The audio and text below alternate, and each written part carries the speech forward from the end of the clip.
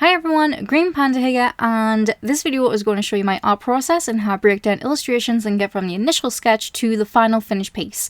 This was set for January. I'm a little late, and yeah, better late than never. So starting off, creatives when they post in Jan make art goals, resolutions, and I wanted to be different because, you know, I'm not like other girls. And I wanted to create an art piece that was the equivalent of a first page of a sketchbook, something that starts the year off as a promise to make more artworks as well as looking back on the year 2024. And what happened in the year 2024 was two things that came out that I was actually looking forward to, which was Wicked, the movie that was released, and the highly anticipated Arcane Season 2.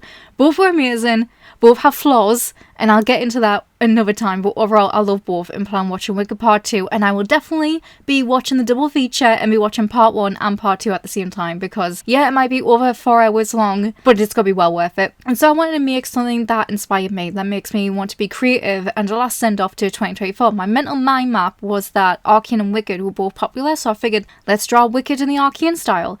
I didn't want to redraw the movie poster because I hate it. I much prefer this photo shot of Glinda kissing Elphaba's cheek. I don't know, I personally think the show went with this one, but you know, I digress. So the only other thing in common is the Alphonse art style. So many Wicked fan arts were using that composition aesthetic. It was also used in Arcane as well, and it kind of bridged the gap between the two. So okay, the Arcane art style, Alphonse aesthetics, and Elphaba and Glinda homage to the Wicked poster. That was the key things I had in mind before I even put pen to paper. So I decided to break it down and trace over the characters' faces to make sure I was getting it exactly as it was, because before I can even start it, I wanted to try to make it look like the actors before I translated it into my own art style. I blocked in the shapes and everything, and so I wasn't directly tracing or copying, but then realised that I didn't really quite like how it looked, and so I redrew the whole thing, blocking out the shapes of what I initially wanted, which was having Elphaba lean towards, like, Ariana, having Elphaba lean down towards Glinda, and having Glinda, like, moving up to kiss her on the cheek, and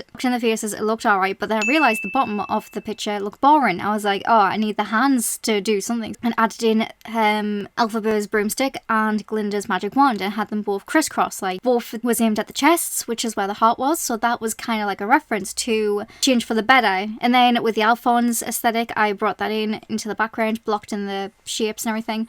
Then, because I was in time constraints and I wanted to get this in before January ended, even though, you know, I did kind of miss it, but I was trying to finish it as quickly as I can, so I used models to block out the characters and try to make sure everything was anatomically correct. And then I blocked in the wands and everything, and when I first drew it I thought the heads were too big, so I made the faces smaller, tried to redraw it, and I was copying Cynthia's like face from the side, and there it did look like Cynthia, but the more I worked on it, the more it started looking like Idina Menzel, and then after that it started looking like Kim Kardashian. Don't talk to me, it was terrible and I was not having a great time. But yeah, so I had this initial picture of having Glinda kissing Elphaba's cheek, but in this shot it looks more like Glinda's coming in for a kiss on the mouth, and I was like, oh, let's not, like, I'm fine with that, but that's not what I initially wanted.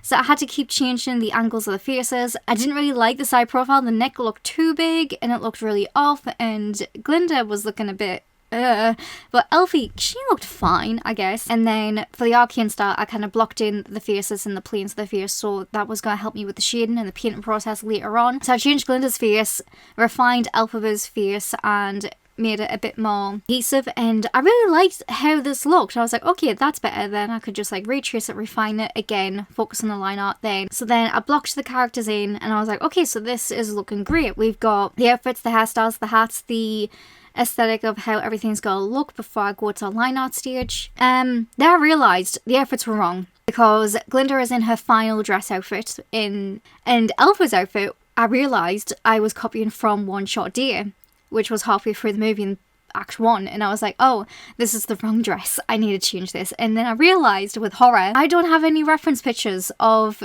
Elphaba's final dress because that's in the second movie, which isn't out yet, and I was like, oh, panic, sheer bloody panic. But luckily some people on Twitter were posting the outfits themselves like online. I was like, oh, thank God. But then I was looking at it, trying to break it down of the outfits to then apply it to my character, to realise I'm having trouble trying to figure out Elphaba's collar, which is the main focus of the image. I was like, oh God, because you can see here some of the collars was lower, so you could see her whole chest, meanwhile on the other pictures it's up to her neck. And I was having struggles with Ariana's face because I had a almost a as if she was on her tippy toes, like reaching up to kiss Elphaba on the cheek, and so her head was tilted up and her lips were pursed. And luckily I went on Pinterest and I found this artist who drew that character in the same artistic style.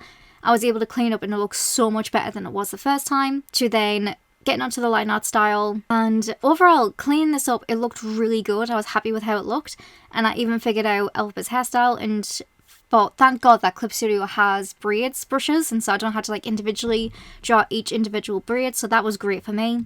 And then I put in the lighting. Because I was relying so much on the Alphonse aesthetic, I wasn't really thinking about the colouring part, the background, and how that was going to affect the subject, because there's bounce light, the background reflects off the character itself. Glinda's one was going to be glowy, so that was going to reflect light. Elphaba's hat was going to cast shadow down on Elphaba's face and Glinda's face at the same time, so that was like a lot of light sources in a lot of different areas. And then I realised I'm going to have to paint this, and I was like, oh, why do I make everything so much harder for myself? Used a gradient map. So overall, I had me line art down, I had me colouring down, I had the lighting down, I had everything down. All I needed to do was just officially paint the whole thing. Honorable mentions, this was my mood board, and this was like all the things that inspired me to like create this page, and have all the artists like credited on the side. The thing is though, is that a lot of people use more images, a lot of people have like a giant mood board filled with so many things. That's why most artists don't credit, because sometimes, just like this one, Hannah Alexander's artwork, I did use one of her dresses as a reference, because I completely forgot that I didn't really have a dress for Elphaba, so I used hers just to realise, oh yeah, I need to use the final dress, so I had to like change my mind halfway through. So then onto the painting process, and I'm going to be going into detail as it's playing and making a commentary on top of it as it's going.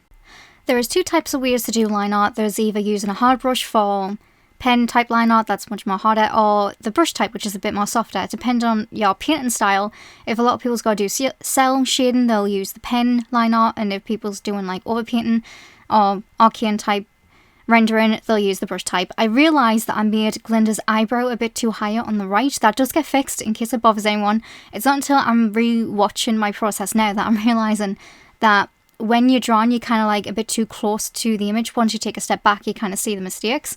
But once you're drawing and putting everything in, you're just so focused on getting the line art done that you kind of get into the groove and you kind of miss a lot of like details. But overall, at least it gets sorted and it does get fixed later on. For some reason, I kind of noticed that when it came to Glinda's outfit and her dress, that I kind of didn't really put much focus into it, unlike Elphaba's dress. With Glinda's dress, I was kind of like, well, it's pink, it's fluffy, it's got sparkles on it, and I didn't even look at a reference. I wasn't even thinking, I just drew it and I thought, it's good enough.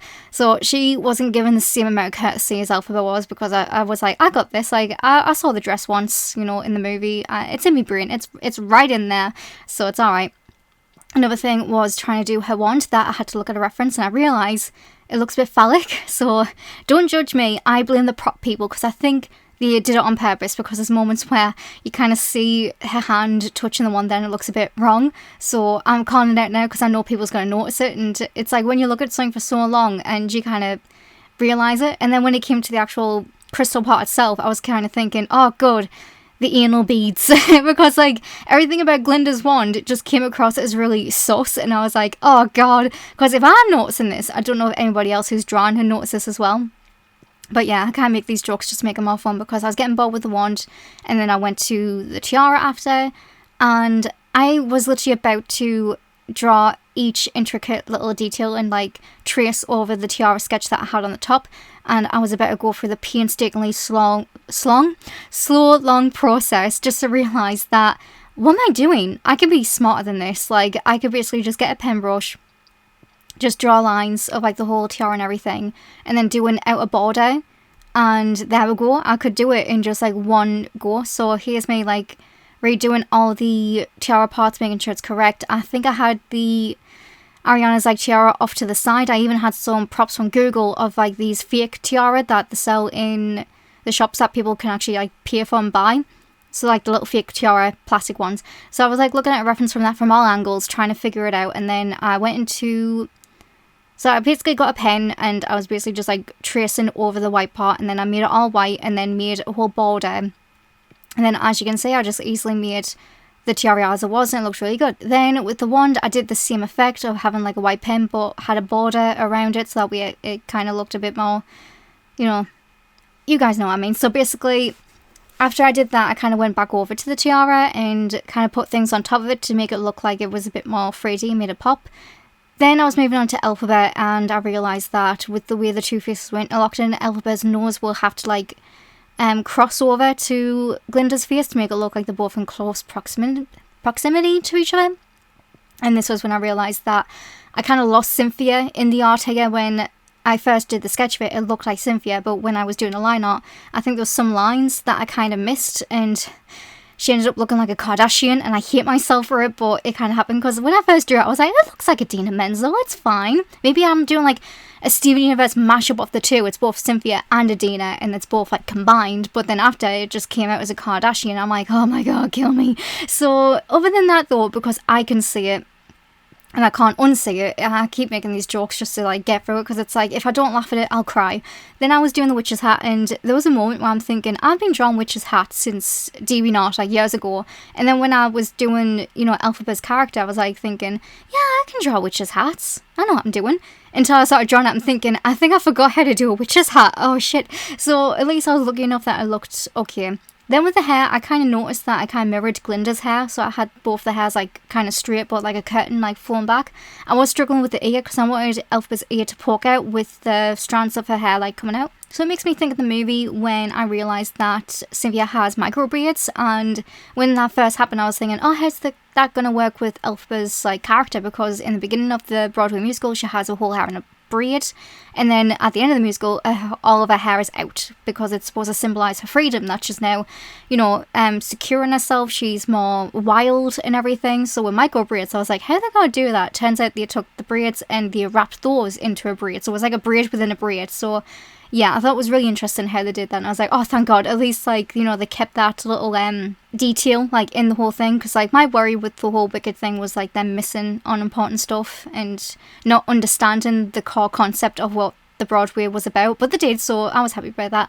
Then we got to Elphaba's broomstick, and it turns out I watched the documentary, which was basically all the actors talking about the movie itself, and Cynthia showed the detail that they actually got a stick, and they actually went out there to get like a certain type of stick, because like it was very important that she worked with this branch for the broomstick, that she had to work with it to you know, like act as method acting and everything, and that she was going to be using it, she'll have to use it, she had to be able to like figure it out. And I think Ariana Grande knocked herself out with the broomstick. Really funny. Honestly, I think Ariana was like taking shots during the movie, because like Jeffrey Goldblum like threw sweets at her face. It was an accident, and I could tell he felt bad, but it was really funny. So yeah, I think I'm happy that I watched that documentary to see how important it was, like, for the actors to talk about the things in the movie, like, before I drew this picture, so it was really good. And then I decided to actually draw Elphaba's, you know, final scene dress, you know, on the fly. Like, I didn't do a sketch or anything, I was just going for it. I just got me brush, I was just like drawing thing, and I can do it, and then I was just doing it, and I was getting into the groove, and I was like, alright, I'll sketch it out first while I'm recording, and I'll just like line art and fix it up later. And I ended up not even having to fix it up, it was actually okay the way it was, so I was like, yay, less work for me. But yeah, I really like how it came out, and I'm thinking usually when it comes to folds, I kind of just wing folds. I don't really understand it. People think I do. People think, oh yeah, you understand how to draw folds for dresses and everything. I don't. I'm just bullshitting. But here, if it looks like I have a clue what I'm doing, that's fantastic. And then I added her cloak, and I kind of really liked how the whole thing looked after. I know Elphaba's head didn't look great, but it was going to get fixed on later. I was thinking I'm going to rely on rendering and hopefully fix that up. Well, I just realised that the footage that I had of like painting Glinda is missing. I didn't realise that I wasn't recording when I was painting Glinda, and as well as the background, and I was actually really proud of these two and how they came out. Maybe I deleted it by mistake because I was getting frustrated or something, but for some reason the footage is missing and there is no process of Glinda getting painted. Sorry about that. There is a picture of me trying to experiment with the arcane style, and I think I got to that point and I don't know. So either way, I don't know how that happened and why I don't really have much footage of me painting Glinda, but the only thing I have is the final step of me rendering Glinda's hair and everything, and at one point I fixed her face and completely did the Alphonse background and did the window, and you might not see it, but in the background there's like the sun rising on one side, and then you've also got on Elphaba's side that the window's cracked, and yeah, I was really happy with the background when I did at the time, because I really didn't have any head empty, no thoughts, you know, didn't really plan the background. I was like, oh, the focus is them two, as long as they're good, I'll just wing it. And so the background was the spur of the moment, and yeah, I was really happy with how it turned out. So yeah, I think during this part was kind of like rendering the final parts of like Glinda, and I was kind of just like being really nitpicky and just going over and over again, making lots of little details that no one really noticed or probably scared about.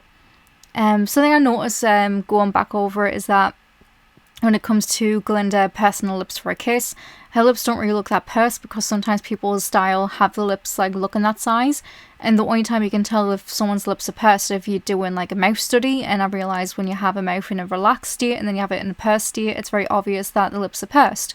But when you have a character who's got pursed lips, you can't really tell, because you think that's just how it is.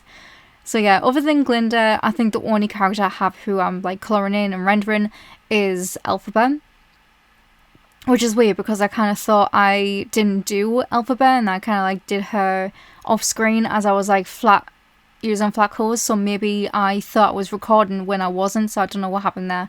So yeah, well, you know, it makes sense. Elphaba's the star of the show, so I guess that's why she's getting rendered. And so at least we have one person's process in the video, so, you know, thank God for that. I flattened all of Glinda's folder and used that to like crop out Glinda as a whole, because like she was kind of in the way and overlapping over the Elphaba's part, because like the two characters are supposed to have like their items interlapping, such as the branch coming towards Glinda's face, etc, blah blah blah. And yeah, when I flattened the image, I was gonna like re-edit the whole thing and like bring it back and make sure it's done properly, but I ended up just staying with the flattened image and just started like chipping away at it instead, so at least it worked out well. Then I had to have my reference for the lighting on the side, because I kept trying to figure out how to do the lighting for Elphaba, because she was giving me some trouble, because her hat was casting a shadow over her face, but then Glinda's light was flashing in her face from below. So she's got like a very strong light from the bottom of her face and then a very strong shadow on the top, and so the two were like coming together. And I was really trying to find images online, but I couldn't really find that many, so everything was just completely experimental. Then I was like blocking in the face, and at this point Arcean style was now no longer a priority, because I was thinking, as long as the rendering and the colouring looks alright, I do not give two shits about what the style looks like. So a lot of experimentation, a lot of things had to be dropped, but overall, even though I wasn't using Arcean as the primary art style, I was still using its methods and the lighting sources and the planes of the face, so I was still using the techniques to make sure that the image actually looked good. So it wasn't, if people looked at the image, they'll probably be like, oh yeah, I can't see any Arcean influences in it, but I was using Arcean as a reference to colour the whole piece in to make it look like really good, like for how it was. And honestly, using Arcean as a study and using that to help figure out like how to block in like the planes of the faces and the shading and the like little shadows as well, like actually it was really helpful and helped kind of push like how far this art piece can go. Personally, when it comes to Clip Studio Paint, I'm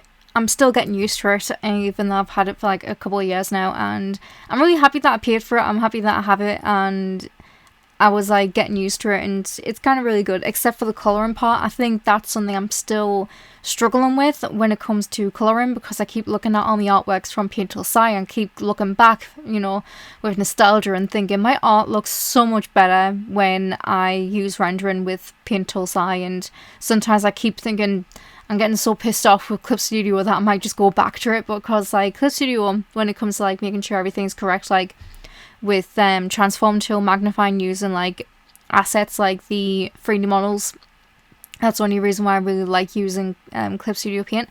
However, for some reason when it came to Elphaba, I was like struggling with the painting, and then for some reason it just clicked where I found a brush and then it just started to work, and it was blending the way I'm used to blending, and I was really happy with it. Also, I almost forgot her freckles. Like every time I kept doing Elphaba, I was like, remember her freckles, she has freckles, don't forget the freckles. And so I've already messed up by making her look like a Kardashian. Yeah, when it came to Elphaba, like rendering her face and doing all this point, that's when all of a sudden I was able to like figure out the brush tools, and I was like colouring in the way I used to when it came to old programs, and you can see it in Elphaba's like lighting and how she had a skin hig, and I was actually really happy with how it looked. And I was thinking, oh my god, I figured it out. If only this happened when I was doing Glinda, because like Glinda looks nothing like Elphaba when it comes to the soft shading and everything, and I'm a bit miffed about that. Overall though, I could have redone Glinda and just like re-colored and rendered her whole face, but at that point I was sick of Glinda's face. I was done with it. I was like, I'm done. I'm not doing that song and dance over again. It's just fine. It's alright. Like, it's good enough for what it was. The only thing I was trying to do was have my cake and eat it too. I wanted to have Elphaba have like different colours like in her skin, like soft vermilion paired with the green, because like some people's like really good with shading how they can match like two different like colours together, and it used to work, but for some reason with this one it wasn't working as well. And then I was rendering her brush, her broomstick, and I surprised myself with how it looked, because I was like, oh, I don't want this to look like really crap. I wanted it to look like her face is rendered like really well, but then you have the broomstick that's going to look really terrible in comparison and not as like rendered well. But yeah, the way it looks actually matched the whole piece.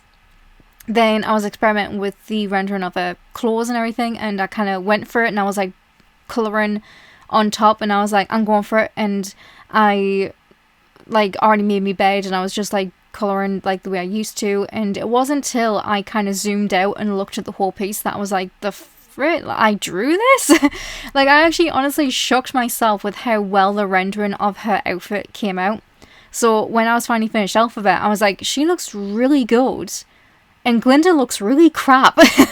So overall, Elphaba's like came out great. I'm happy I changed the dress to look like how it was in the final, you know, second act of the movie, because like I think that was the best decision I made. And then the whole rendering on top of it, this whole brush style, like this is the style that I gravitate towards, and Clip Studio wasn't for some reason able to manage that at first. It wasn't until I realised that I was like kind of pressing a bit too hard with the brush, and I had to like tell myself to actually use it like a brush, be a bit more soft-handed, and it just suddenly clicked and everything started working out like really well. And it was working about a bit too well, and I'm thinking, oh my god, people's gonna assume that I didn't draw this because like this looks a bit too good.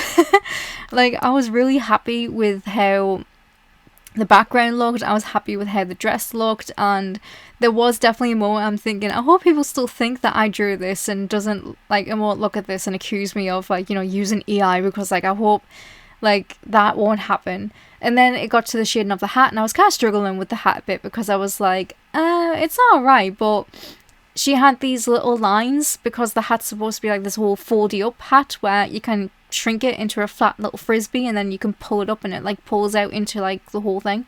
So I was trying to recreate that with the whole thing, and I was struggling. And you can see that where for some reason everything was going great, and then the hat had to match the dress. And I was like, this is what happens when you try a bit too well and too hard with your stuff, because you're kind of like, wow, this looks great, it's rendered amazingly. And it's like, okay, do that again. And you're like, oh shit. Sometimes you kind of set yourself up for failure. So overall, rendered the hat, and then I thought, oh yeah, the background, that's going to be reflective of the hat itself. And so I kind of added the whole sunset glow off to the side, because the hat's going to be peeking and be exposed to light. Meanwhile, Glinda's kind of like hiding Elphaba's face from the light, so that's why the sun's not reflected of the face, but it's reflected of the hat.